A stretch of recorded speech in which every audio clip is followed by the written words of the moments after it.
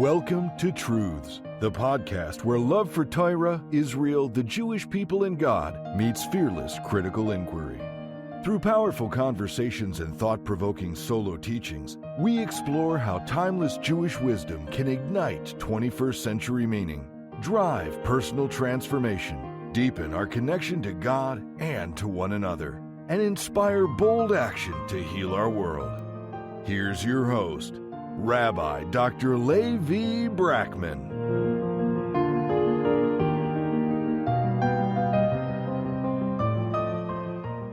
In this episode, I sit down with a deeply original Jewish thinker, Professor Moshe Koppel. I sat down with him while I was in Israel on my most recent trip. A little bit about Moshe. He grew up on Manhattan's Upper West Side. He earned his PhD in mathematics at NYU's Courant Institute, completed postdoctoral work at Princeton's Institute of Advanced Study, and then moved to Israel at age 24. Today, he is Emeritus Professor of Computer Science at Bar-Ilan University and Chairman of the Kohelet Policy Forum, an influential Jerusalem think tank. His research on machine learning and authorship attribution is used worldwide, and he is also the director of DICTA, which applies cutting-edge AI to Jewish text and Torah study. Beyond the lab, Moshe is author of the provocative bestseller Judaism Straight Up, Why Real Religion Endures. And that's how I got to know Moshe, because I read the book and I found it deeply insightful about Judaism today and a full-throated, passionate argument for traditional faith. In the book,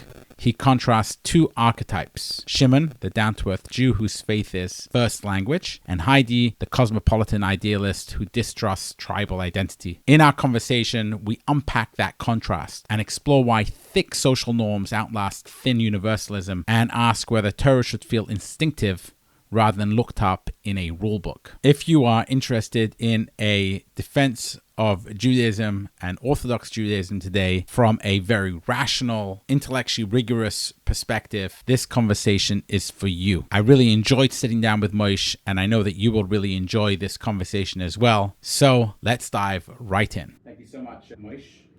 I did read your book, and I really, really enjoyed it. And that's why I asked if we could meet and have this recorded conversation for my podcast.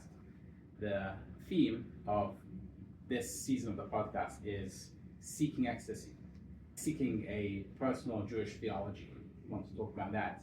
But before we get into that, let's talk a little bit about who you are and if you can describe in your own words. I grew up in New York. I went to Chafetz Chaim in the West Side. It was, I guess, kind of a cheder.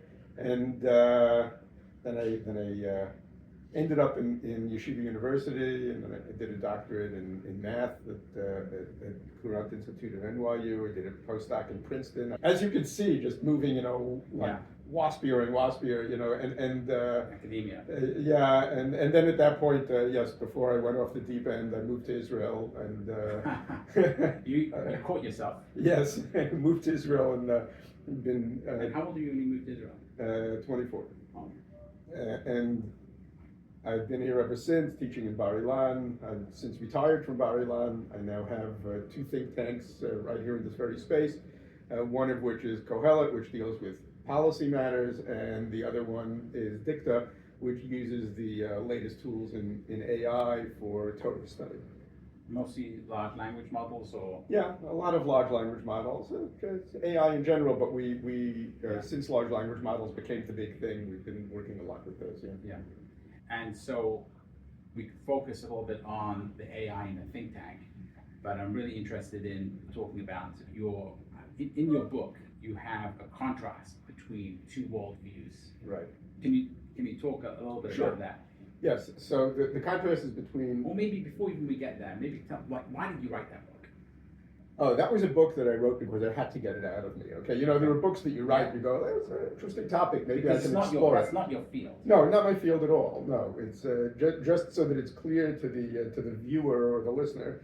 The book is called Judaism Straight Up. It was published about 3 years ago, I guess, and the point of it is, yes, to explain, it's a defense of traditional Judaism. Mm-hmm. So the hero, so to speak, is a fellow named Shimen, who's a real person. He was somebody I knew because he was my grandfather's best friend. they davened in the Gerer Stiebel together in the west side of Manhattan, where I frequently davened, and Shimen was a close family friend. And so your grandfather, your father, they were Garrison? yes, and Shimen used to, I take him basically as just an example of all the people in that Stiebel, and really all the people of that generation. Right, as a caricature. Yeah, he is. But the point is, I try to capture what made that generation of people special. The point, in one sentence, is that their Yiddishkeit was just very organic and natural, right? They weren't trying too hard, it came to them very naturally. Yeah. And identity. right, and my argument is that that's like really the way that Yiddishkeit is meant to be experienced, right? It's not, people who are like always looking things up in the Mishnah Brura, they may be missing some of the point, right? So, and I contrast him not with people who look things up in the Mishnah Brura, but rather with a character called Heidi.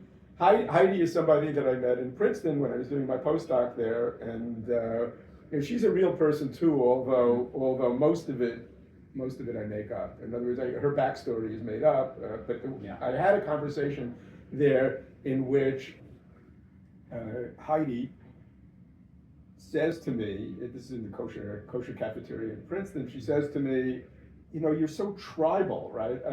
And isn't the lesson of the Holocaust that tribalism is bad, right?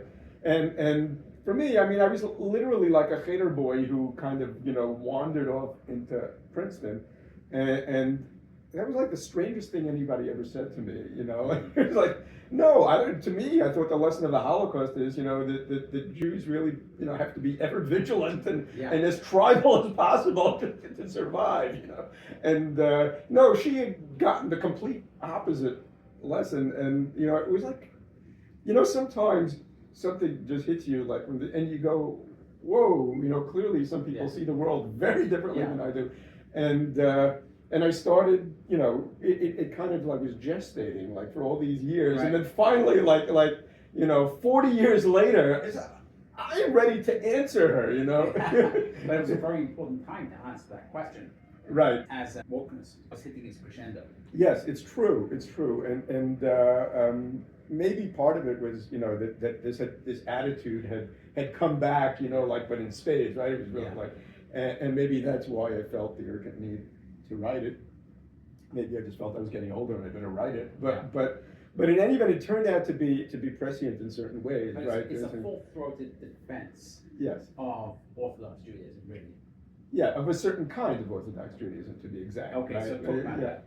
Well, the point that I mentioned briefly already is that it's a kind of Orthodox Judaism that's extremely organic, right? It's very natural to them, right?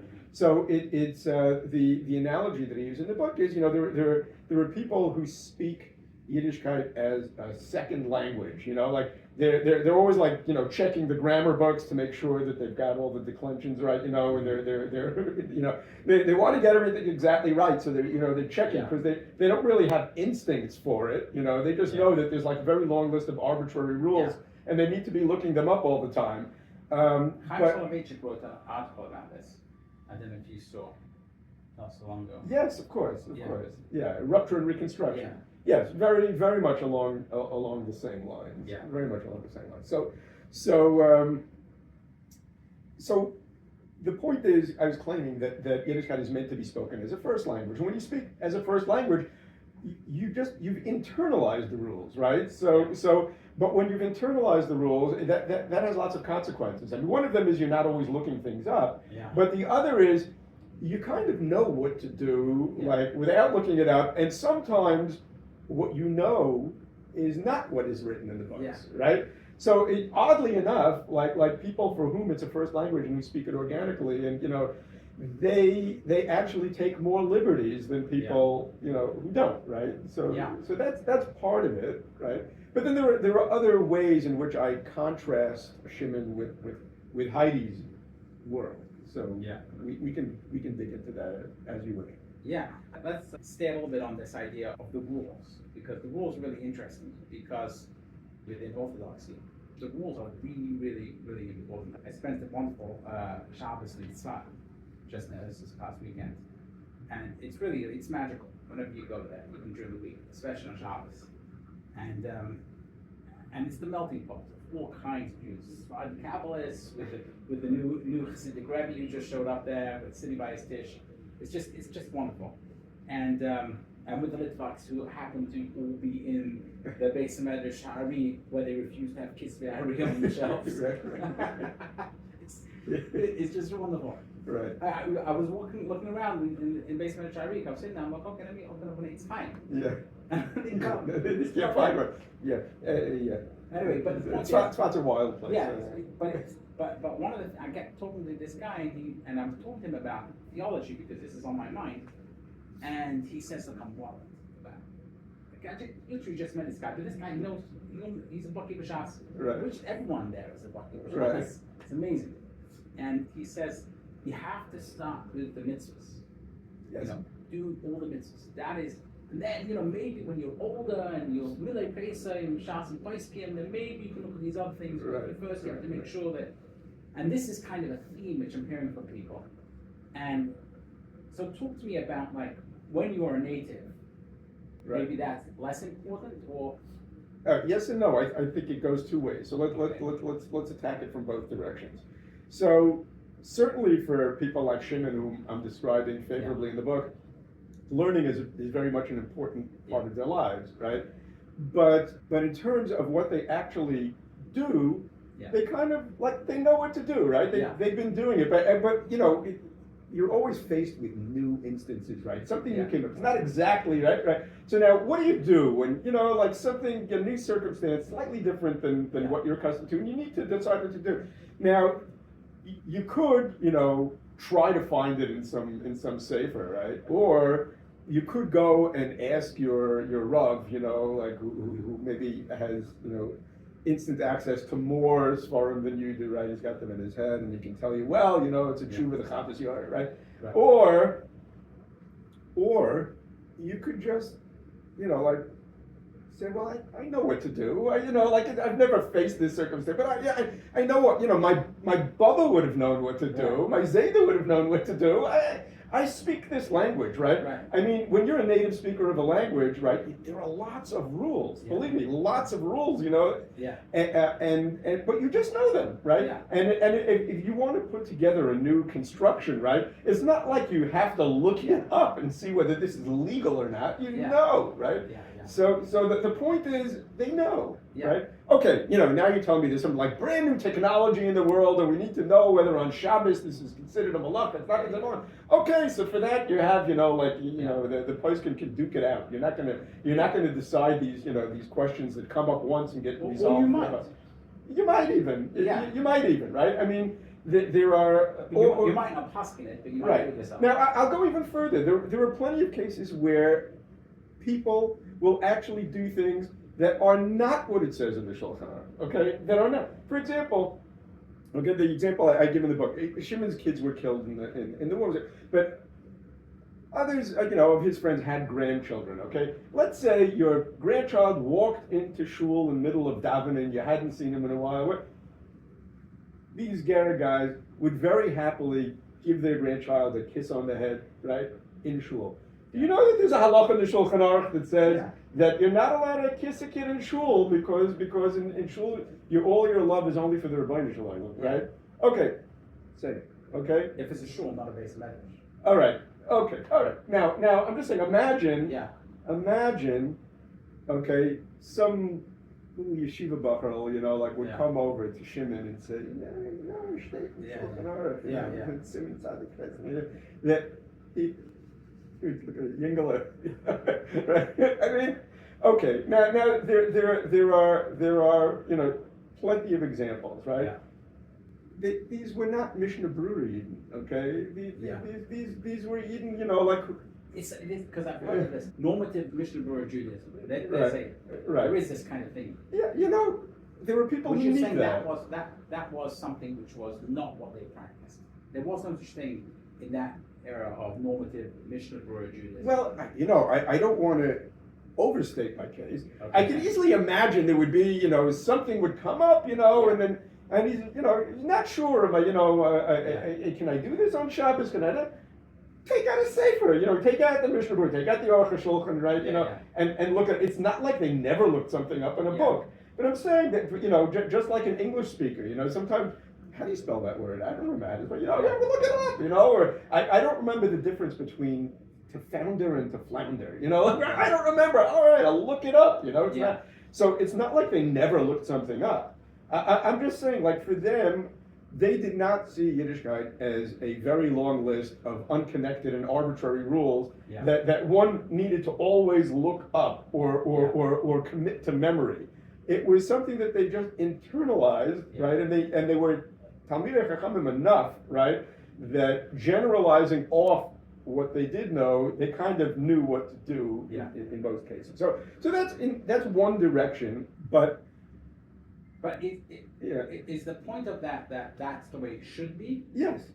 I think that's where it should be, but not everybody can be that way, right? But not everybody grew up immersed in Yiddishkeit like they were. So not everybody has the luxury of that. So you tell me, how should people speak English? I tell you what, people should speak, native fluent English, right? Yeah. But then you say to me, but lots of people grew up speaking other languages, Well, yes, okay. Let's continue on this train of thought about Judaism or the practice of Judaism as a language. Right. Because the language is something which we have. We're talking English. I'm not even thinking that I'm talking. We're just talking. We're just talking. Exactly. But it is definitely a way of communication. When I think to myself, I guess I think in English, perhaps. But thoughts are in language. But language is mostly there to be able to communicate with the other person.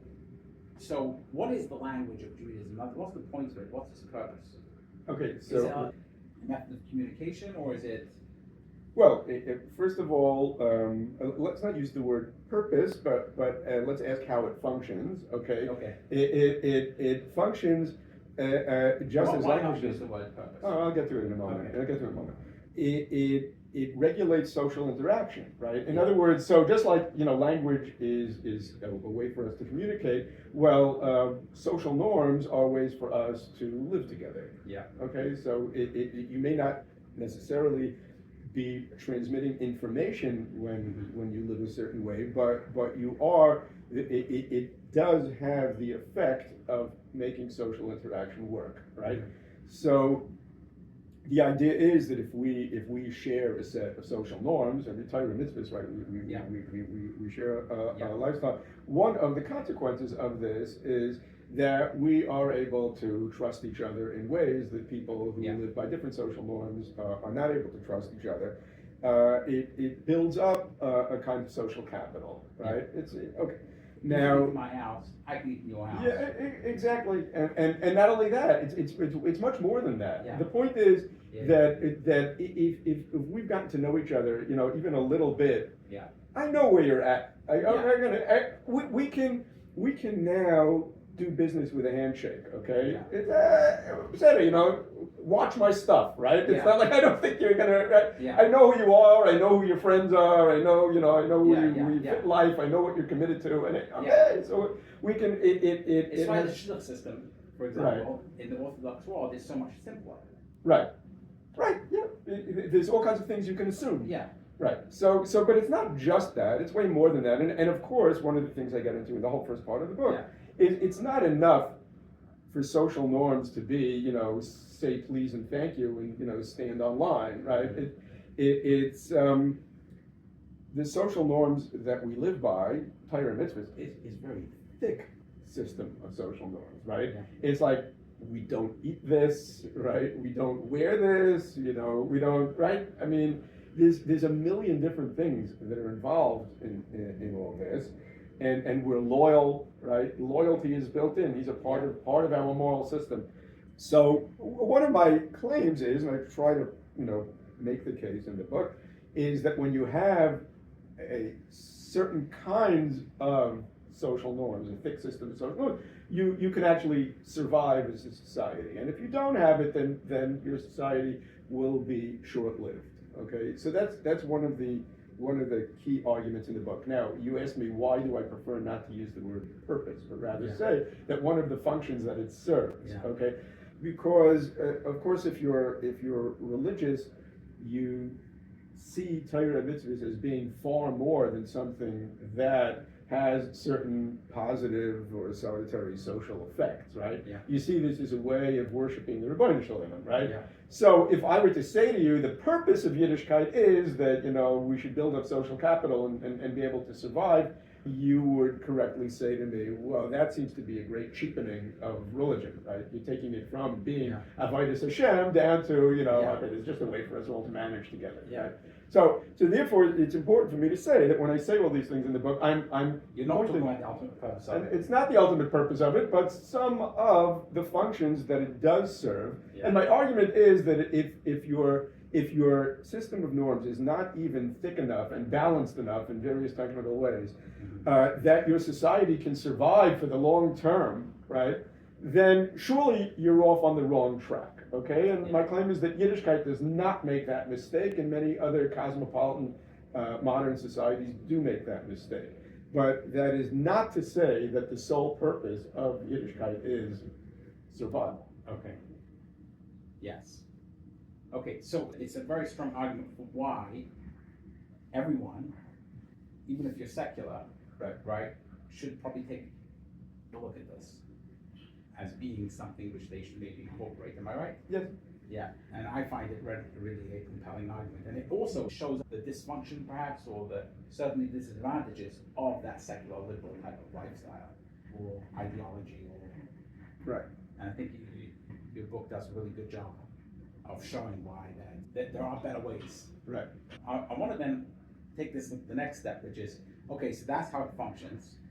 What is the purpose of it in the life of the Jew themselves? Now, okay, let's say someone says, I buy into this, let me take a look at it more deeply. What is the purpose of it in the life of the Jew? So you said term is avodas Hashem. What does that mean? To someone, because I know that if I went to any really Haredi person who doesn't have a secular education background, didn't do all the Rossi things you were talking about. Right. You did. Although then you moved at a relatively young age to Israel. But they would have a very, very clear perspective of it, but they also weren't exposed to the world of secular thought out there. Right. Someone like you would have maybe a slightly more nuanced approach or view on it. Yeah, but I think that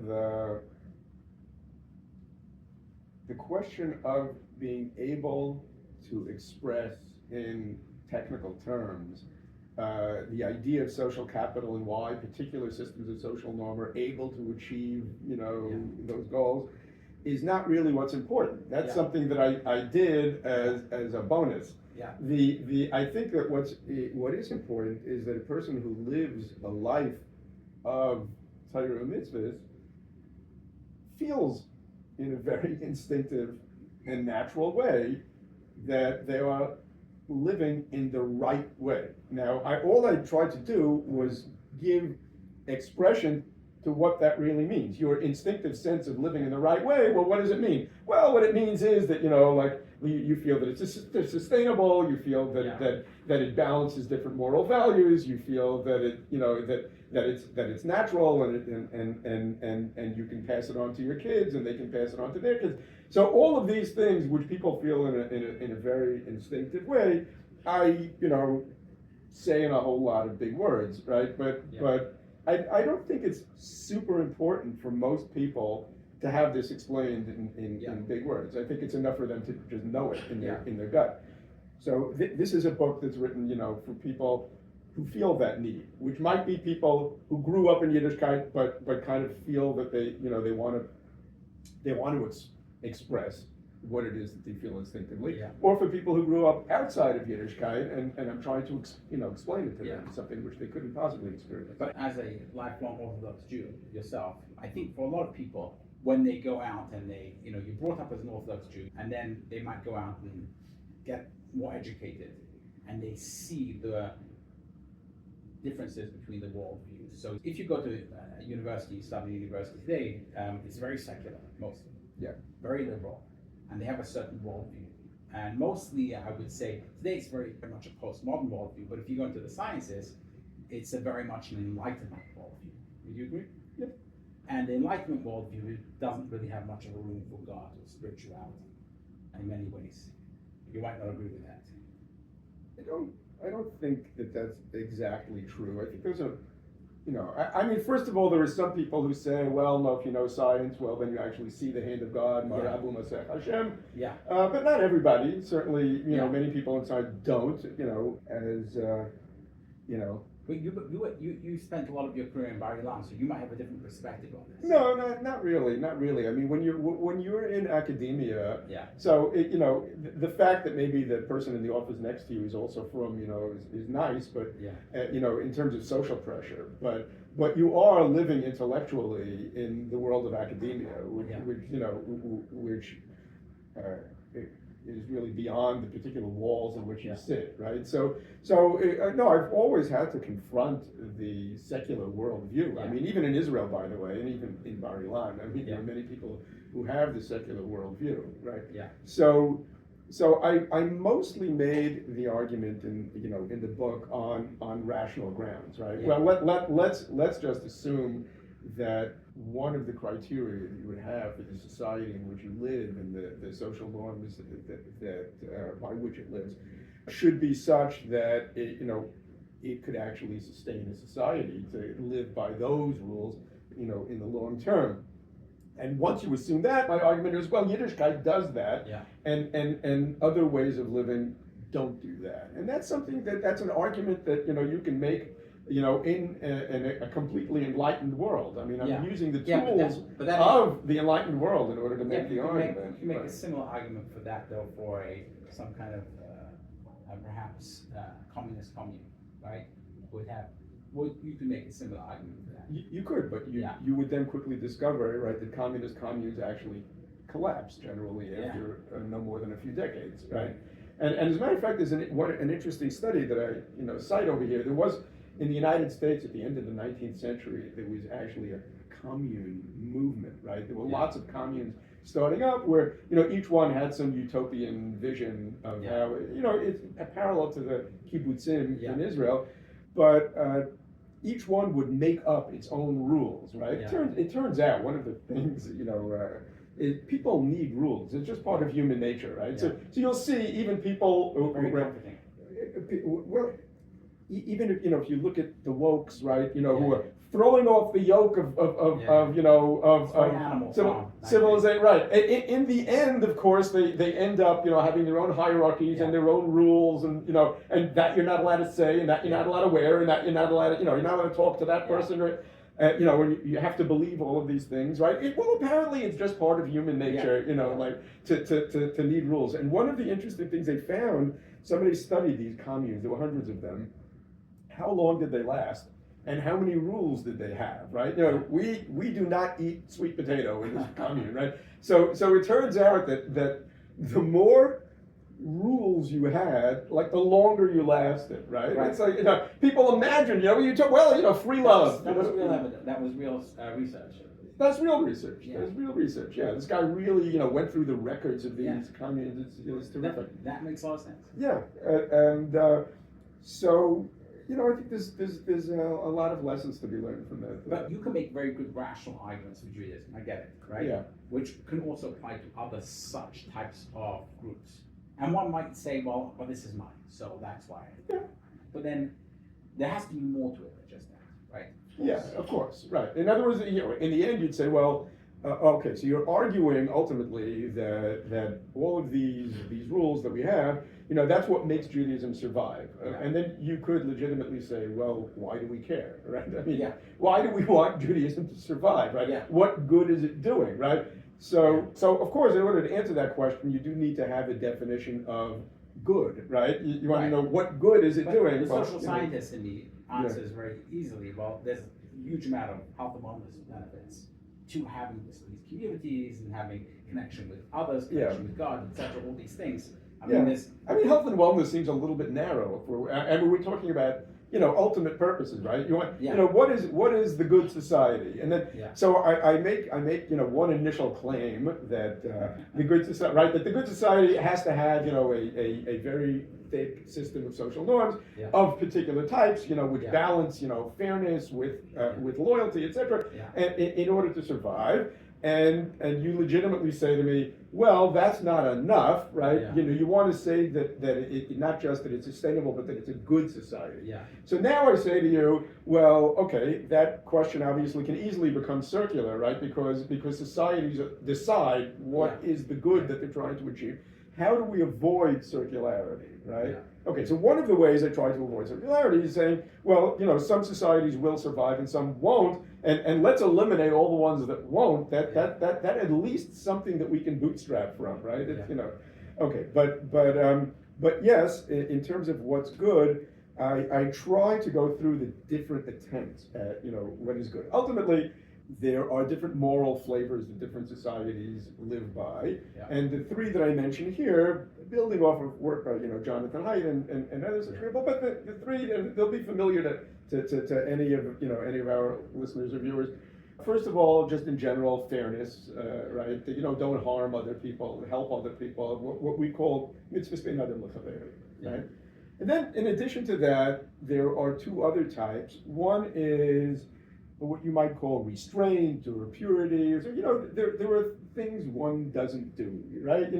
Well, we don't eat things. We don't have sexual relations with certain kinds of people in certain circumstances, etc., etc.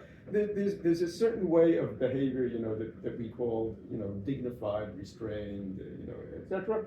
And all that is part of our moral world, okay? And there's plenty to dig into over there, but as a headline, that's okay. And then the other one is, a certain kind of loyalty, right? You're loyal to your family, you're loyal to your community, and to your tribe. More generally, it's also seen as a moral flavor, right? When somebody betrays their family, betrays their tribe, we regard that as a moral failing. Now, the interesting thing is that in cosmopolitan Western societies, only the first one is given a lot of weight, regarded as having a lot of meaning. But if you talk about tribalism, they'll say tribalism is bad, right?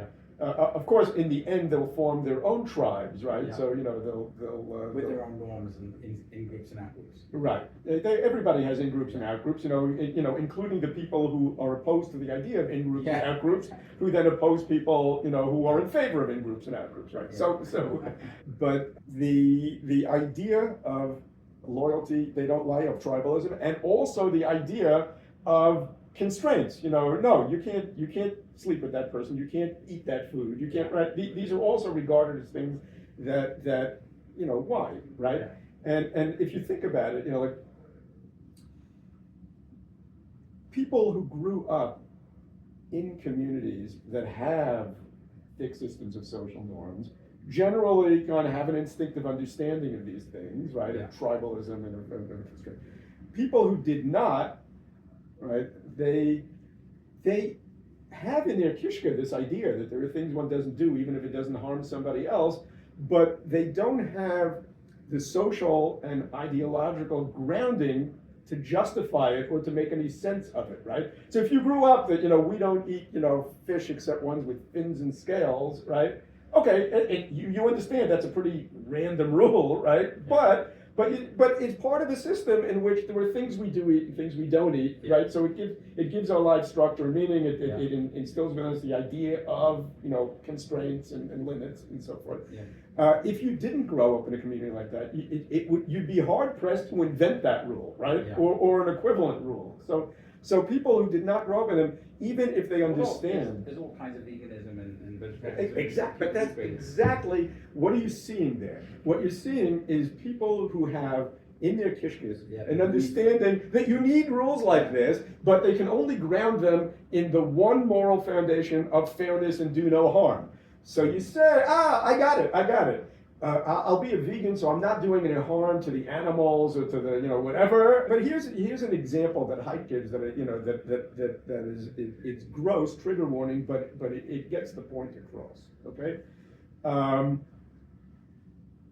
a medical student is, tasked with taking a cadaver that has, been, used in the lab. They've completed everything that they can learn from the cadaver, and she's supposed to take it to the incinerating room to get rid of it. Okay. She decides, she's kind of has the munchies, and there's some flesh there that can be eaten, right? Okay, it's a gross story. It's a gross story. Yeah, in the book, right? Yeah, it's in the book. So you ask people, is that morally offensive to you? And it turns out that everybody says, yeah, that's morally offensive to me, right? But I do afterwards. Okay, yeah, all right. So you say, but here's the interesting thing, if you ask them, okay, why is it morally offensive, right? So people who, basically he divides the world up into people, with traditional, communal social norms, and those who are, kind of cosmopolitan types who are kind of above all that, right? And he says, if you ask traditional people, they just look at you like the same as if you would ask them, can you kidnap children and snip off their ears, right?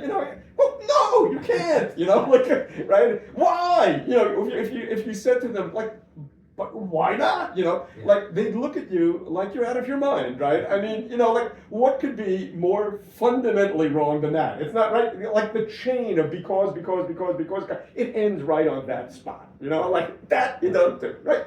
Okay. So he says that it's the same thing, right? Traditional people, you ask them, can she eat, like a piece of, meat from a cadaver? We'll just go, what? Right? But, if you say this to, like your typical progressive student in an East Coast or West Coast university in the United States, they would have to fit it into the framework in which the only things that are bad are like things that are unfair, right? Or you did harm to somebody. And they'd go, well, the person who donated their body only intended to donate their body for medical purposes, but not so did some hungry student with the munchies, right? But one could counter argue that. Yes. If they're kind enough to donate their body, they might also be kind enough to... Well, Heidi does even better than that. He says to them, you know what? I made up this story, okay? So I can also add all the ukimtot, that are necessary in order. So he says, I'm telling you that the fact of the matter is that this guy wrote in a contract saying you can do anything you want with my body, including eating it, right? So he says, what do you say now? Anyway, he says they keep trying to invent reasons why it's unfair. Because, there's only one ultimate, moral argument, right? It's unfair, it harms somebody. Whereas, people from traditional societies, and it doesn't even matter which traditional societies, right? They have a lot of things in common, and they have a lot of things that distinguish them, right? So we don't eat, fish except with fins and scales. In other societies, widows don't eat fish, and other ones, pregnant women don't eat fish, and there's a million rules about which fish you do eat and you don't eat in every society, right? So, but it doesn't matter what the rules are. Everybody who comes from a traditional society, has the idea of there are rules, right? And almost all of them have among their rules, we don't eat, human, not all of them, by the way, but the vast majority do. And there are reasons why these things evolve, right? As I was coming up to the kotel, I went and I prayed very early in the morning in the kotel. I'm a bit jet lagged, so it wasn't that hard to do. But there's a guy standing there at the bus stop with a sign. And in America, if the person has a sign and he's got a long beard, then usually he's homeless and asking for money. Right. So he had this sign, and he motions to me. So I walk over to him. I said, "Is something I can do for you? Can I?" Yeah, right. And he looked at me and said, "I'm crazy." Right. So I said to him, "No, honestly, can I help you?" So he points to the sign. I'm looking at the sign. It says, that's what it says on the sign. Okay, right. Right. You should be holy, for I, Lord, God. He's saving your soul. He might be, but he's trying to make some kind of point, right? Yeah. But there is this. The reason why I just bring this up because there's this underlying thing sense that we have. We just finished reading the third portion of Cohesion, right? Of Cohesion Tiyur. So the whole idea of what are the rules for? A lot of the rules associated with eating and not eating, etc., and sexual morality is this concept of holiness. Yes. Right? So is one of the reasons why traditional societies have more of a sensitivity to these things, these kind of rules, because there's a sensitivity to holiness in some kind of way. I guess I'm trying to answer the question I'm really asking, but Yeah. like, what is it? Why do we care? Why do these rules? Why do we have these rules? Is it just tradition? Is it something else? Because the average secular person, as you said, they only have fairness because they have empathy for other people. So it makes sense. Their sensitivity is towards other people. If you're a person who tries to work on your empathy, then you're going to want fairness to be front and center. Right. If you have other sensitivities as well alongside that, then you're going to maybe have other rules. Yes. So, in fact, Heidi actually calls this moral foundation sanctity. So, So in fact, it is related to sanctity. But I think your question was: is there in all these societies necessarily an external sense of sanctity, and this is merely a manifestation of that external sense of sanctity? In other And I'm not sure that it's that's another the case. value system. In other words, Yes. another value system of holiness. Right. And then you said there's a value system Yes. of morality, but where does that come from? In other words, there's what's the higher level construct, to use the psychological term? So Is it from which all these things come from? I wonder, is it holiness? yeah, I mean, you could call it holiness, but I'm not sure that word is doing all the work that you want it to do. That's all I'm saying. By saying that it's holiness, you're suggesting that there's some kind of imminent kedusha in the world, or maybe comes from the Rabbi Shalom or whatever, right? And we are simply like living that kedusha through This these idea rules. of Oyev Hashem Sinara, right? Yeah. Someone who loves the Lord, someone who loves Right. God, hates evil. To me, that always, when you gain some kind of spiritual sensitivity, you start at the same time gaining a sensitivity for things which are in opposition to. All right, so let me attack this exact point and now get to the question of theology. It's let's get it straight up. Okay, let's go. We're dancing around it. Yeah. Let's get there. Okay. All right. So I think that the causal chain may be running in the opposite direction in which you're suggesting and which most people think. Okay. In other words, you said, if you have a Havas Hashem, then you're a mensch, right? Then I didn't say that. I know a lot of people who claim to have Avos Hashem and are not mentioned. So. You claim. But if you have Havas Hashem, if you have the emes Havas Hashem, right? It's a no true Scotsman thing, right? Okay. Yeah, emes Havas Hashem, then you don't do bad things. Okay. Now, what I'm suggesting over here, and I understand that this could be, some people may take this as being radical. I don't think it is. I think it's my Zayda's Yiddishkeit, but I think that it works the other way. That if you train yourself to do the mitzvahs, which means to be nice to other people and to be a mensch, but much more than that, to also learn to control your taivas, right, and your yetzer, and also learn to be loyal to your family and to your people, right, etc.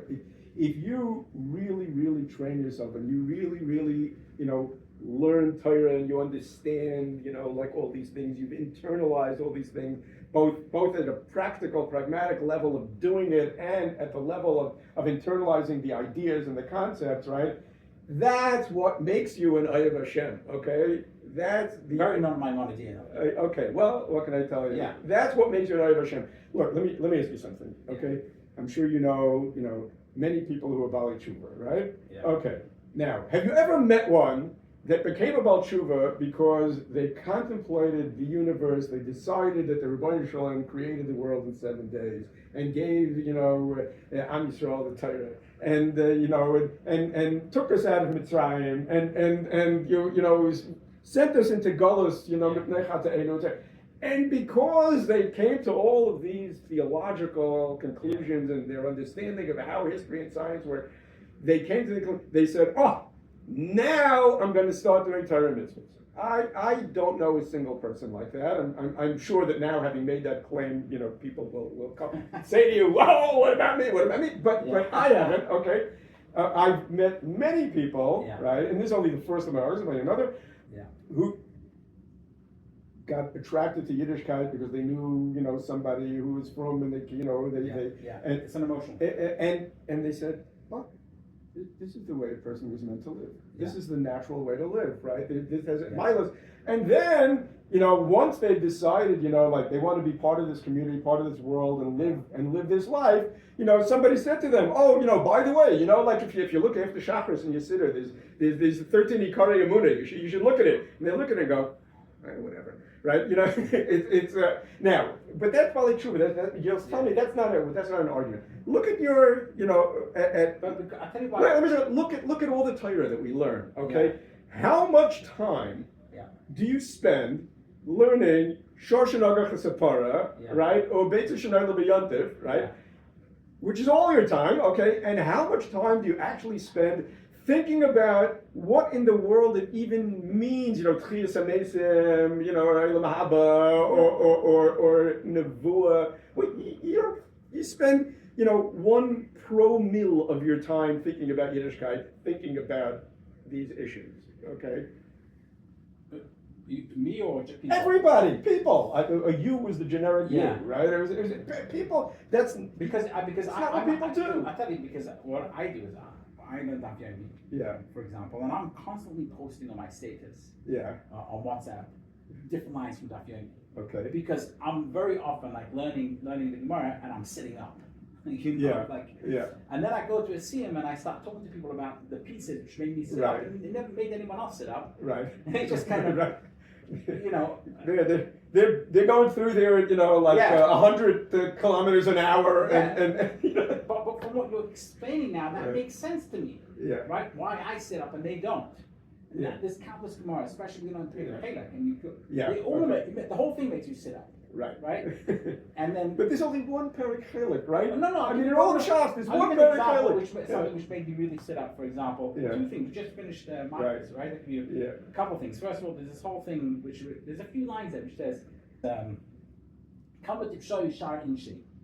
How foolish are all these other people, right? That they stand up in front of a Sefer Torah, but they don't stand up in front of the Talmud. Why? Because the reason why, because it says in the Torah that a person should get 40 marks. Came with the Chachamim and they said 39. Right? Now, that makes me sit up because this is talking about something of the view of Chachamim Gemara with regard to the people, like. But that's telling you something about a living tradition, right? Exactly. It's talking about a living tradition. That's not theology. Okay, it might be theology. I'm totally with you. You're talking about what I call meta halacha, right? How does the halakhic system work? Which is what we've been talking about the whole time in this conversation, right? Yeah. I'm with you. I love all those meta halachic things. How does it work? What are the dynamics? Are the dynamics that like Talmidei Chacham sit and argue about it, or is it really that the people just kind of use their instincts and do what they do, and they kind of move things along, and then the place can come afterwards and say that's the minig, okay? Right? Which is kind of what the Gemara is indicating. That's exactly what it's indicating. There were 613, then there were 11, then there were 5. Right. So there's tons of it which people just go over like the Mav the Sedra on, but you look at it and it makes you sit up. But there's tons of this. Chelik is one example. You can go on. No, I want to make a chilik here. You are putting together 2 separate things, okay, which to me are exact opposites, right? One is, you're telling me there's a lot of Gemaras that that are about how the whole halakhic system works, and okay, Tzadik B'Manosa Yechia, right?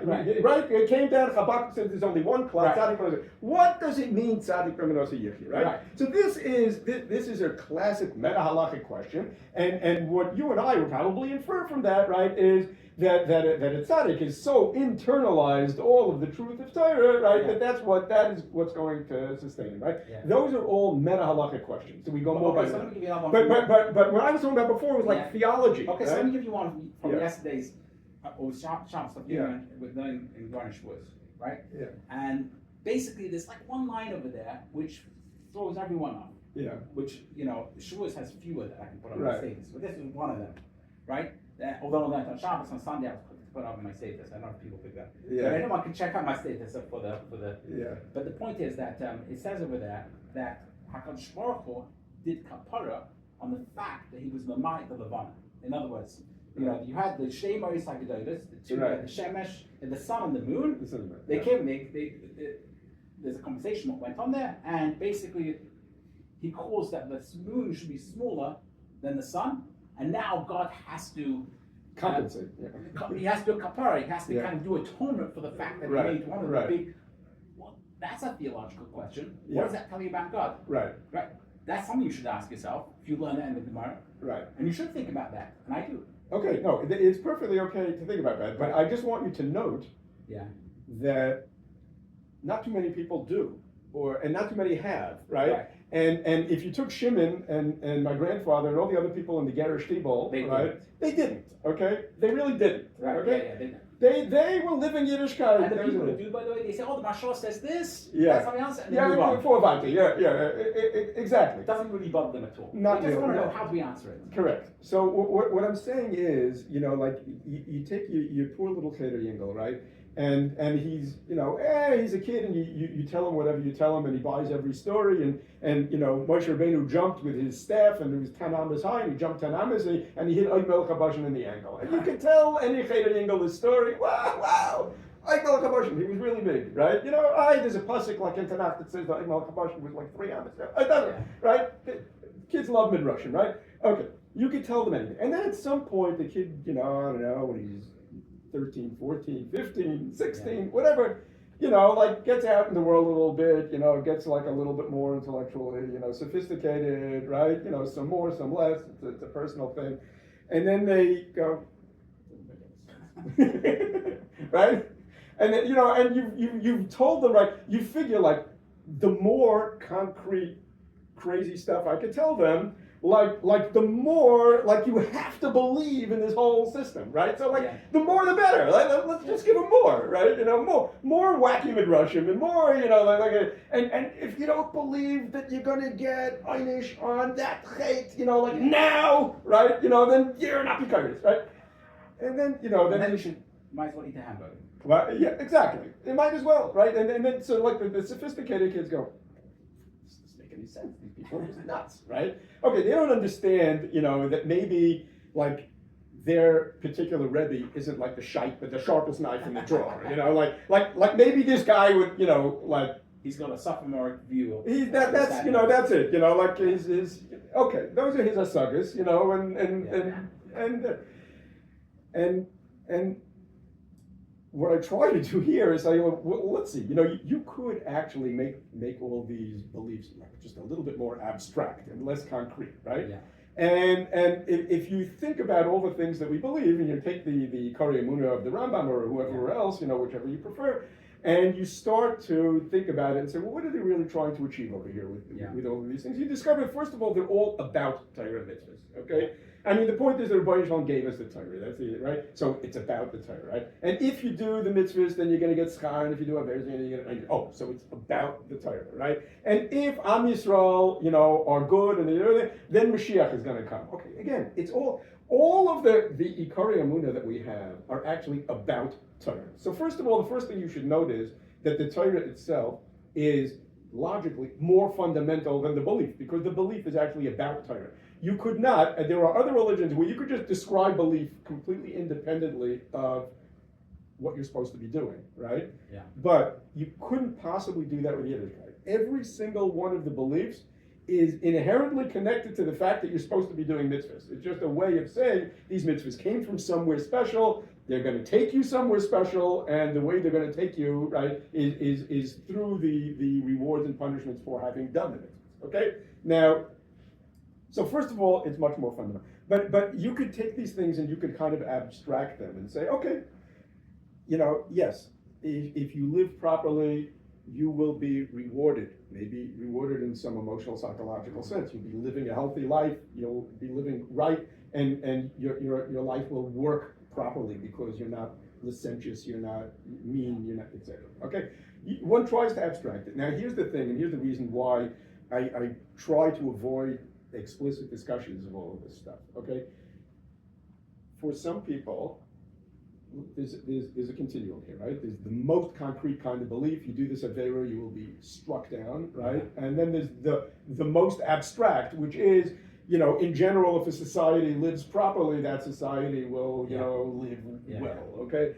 Now, there are advantages to each, right? I mean, intellectually, it's much more satisfying to be as abstract as possible because you can actually believe it, right? If you're a sophisticated person, right? On the other hand, emotionally, like the more concrete it is, right, the more of a grip it has on you, right? I mean, if you really, can see, the fires of hell before your eyes, right? Or if you really imagine that if you do this avera right now, right, that something bad, something, concrete and bad is going to happen to you in the foreseeable future, right? That's much more gripping, right? Yeah. Now, so there's a trade-off here. Do you want the more emotionally gripping? Unless you do it, concrete then belief? you realize that actually nothing bad is going to happen. Well, like you just push off the time scale. So you say, well, okay, it doesn't happen within 5 minutes, but maybe it'll happen within a week, right? Right. If it doesn't happen in a week, you push it off to a month. But the point is, push it off to the next life. Ultimately you push it off to the next life when. Okay, so different people have different intellectual and emotional needs, right? So for some people, even like you take a 14-year-old kid who's ninth grade Rebbe is trying to sell him like the most concrete kind of and specific and hard to believe, right, kinds of ikarim and beliefs. The Rebbe thinks he's doing him a big favor, right? He's like keeping him in the fold. But in fact, he's doing the opposite, because that kid, right, he needs the more abstract thing that appeals to his intellect, right? But on the other hand, if you try to sell some kind of abstract thing to somebody who actually needs that more emotionally gripping thing, you're not doing him a favor either. It's the same thing about belief in God, by the way. Yeah. Some people, an abstract belief in God, Maimonidean negative action Right. theology God, Right. will never work for them. Right. You might as well say there's no God. Right, Whereas exactly. They need a rebuttal that Yeah. that they feel a very strong personal relationship with. Yeah, the little man with the long beard on the cloud works a lot better for them. Works better, right? Exactly. Which is why I don't like if you talk about theological things in a public forum, right? Yeah. What happens is your audience could be mixed, and then you could end up helping one person. Exactly. So that's exactly why like Meiser McCoven, Meiser Bereshis, and whatever you're supposed to talk with only 2 Talmidim, 3 Talmidim. So it's problematic. I'm assuming that the people that generally listen to your podcast are, probably, on one particular end of that scale. So I don't know who they are. you don't know who they are, but It's out there. I know people download and people watch it on YouTube. But you have no idea who they are. Yeah, they don't. Occasionally they reach out, but but not usually. Yeah. And which anyone who wants to should feel very free to reach out if they want to. Right. but I think that it's lacking that people don't talk about this specifically today, because I think for a lot of people there's a lot of confusion about it, and there are a lot of theology which was spoken out explicitly in the past. So we were talking about, for example, some of the Hasidut and some of it. A lot of it is outdated, in my opinion. I know this is going to sound. I went to the Yeshivas of Kabbalah this morning, which I always like to do. Ever since a few years ago, I went there and I would go up there and opened up the Eitz Chaim, just learn for a few minutes Eitz Chaim, Rehov Bedel in Atika. And so I went up there, opened up the Eitz Chaim, and I learned the first page, and it's talking about that the body is made up. In this time, the body is made up of Eish and Ruach. This old Aristotelian concept of how the body was. The four main. And now you read that and you say, there's probably a better marshal today to use, a more updated version of that, which would probably make the same point. Right. But there's no one working on this, talking theology in the way that Arizal was, in the way the early Chassidic masters were. The last people who were taking Aristotle completely literally turned out to be like Mikubolim, right. But whereas we do have a very rich language today in the sciences, and specifically in physics, which talks directly to these issues. Yeah, I understand what you're saying. On the others, let me just to be an Ivcha Mistabernik. Obviously I completely sympathize with what you say. But also because being a small c conservative, wait a minute, but before we jettison these ideas, they have survived for thousands of years. They presumably work for a lot of people for them to survive for thousands of years. Maybe there's something there that we don't get. Maybe we're missing something. We have to be careful. I'm not saying to get rid of the ideas, because the ideas are sound. I'm talking about how are they. The language. You read, for example, the Moreh Nevuchim, right? And a lot of the philosophical arguments the Moreh Nevuchim makes Right. right? Right. They need to be updated. The arguments, in other words, the main points that arguments are trying to make. Right. In other words, the Right. arguments that he's trying to refute there are arguments that nobody makes anymore, so that they don't really need to be refuted. Also, some of the ways he refutes them don't work any longer because you're talking about a pre-Newtonian world. No, I understand. In other words, we have learned some things Yeah. since then, right? I mean, my wonder is if the Rambam lived today, he would have written it completely differently with different arguments.